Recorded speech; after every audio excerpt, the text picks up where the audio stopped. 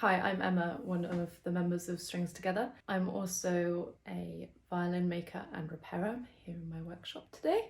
And I thought that seeing as we are in a national lockdown, or we're just coming out of one, but there's still going to be lots of restrictions in place, maybe lots of you haven't had the opportunity to have your violin checked over by a professional in a little while.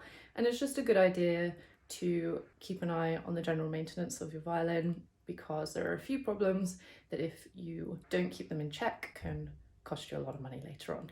So I'm just going to go through some of the really basic things that you can check with your violin, and yeah, we'll go from there. What we're going to check first is the bridge. When you look at your bridge from the side, what we're hoping to see is a nice square angle from the back of your bridge, which is the tailpiece side, to the body of the instrument. It sort of gives a slight optical illusion that it's pulling this way, and in some cases it might be slightly doing that, but what we definitely don't want is it leaning towards the fingerboard, which is this. So if your bridge does look like it is leaning that way, the next thing we're going to do is just to check whether that is a problem at the top end of the bridge or whether it is a problem at the bottom. What we're going to check first is the contact between the bridge feet, these little bits here at the bottom, and the body of your violin. Your bridge is held there just through friction, so there's nothing glued to anything.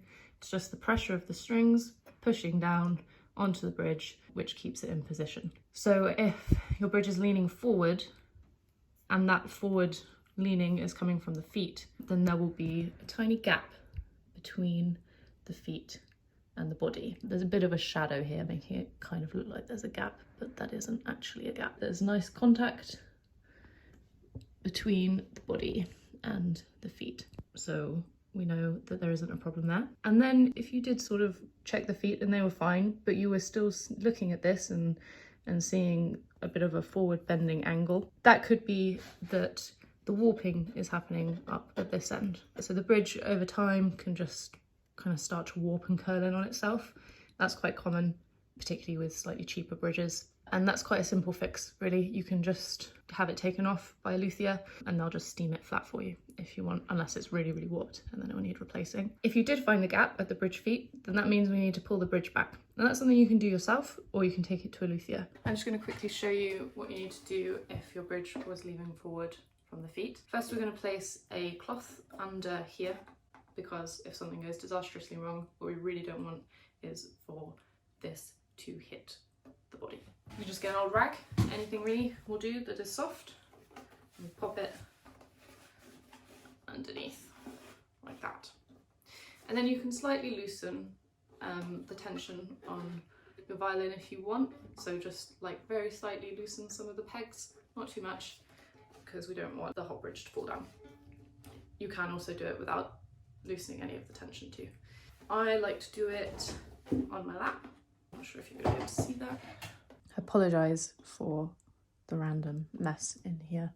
I am moving workshops next week, so it is just kind of chaos. So we've got our cloth, we've got our pegs very slightly detensioned, and then I'm just going to take my first finger and my thumb, put it on either side of the bridge, and then I'm just going to really gently kind of use my thumb as like a bit of a counterpoint. It's going to go down in the feet area, and then my top fingers are going to pull back.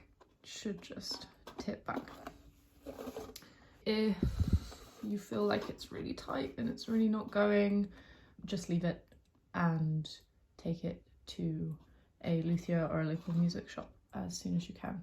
This is quite a delicate procedure and you do just want to be a bit careful. The next thing we want to check on the bridge is the string positions here. We can see that the strings shouldn't really be inside the bridge. They should just be sitting on top of it, and it should be about a third of the string's width into the bridge wood here.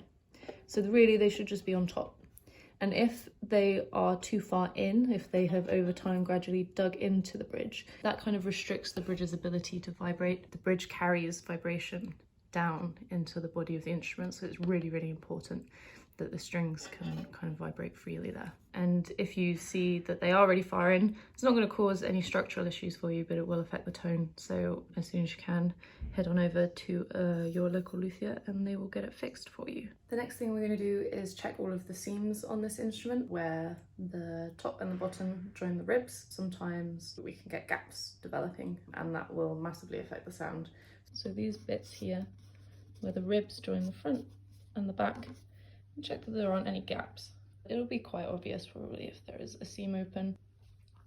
So done that side, and then the other side.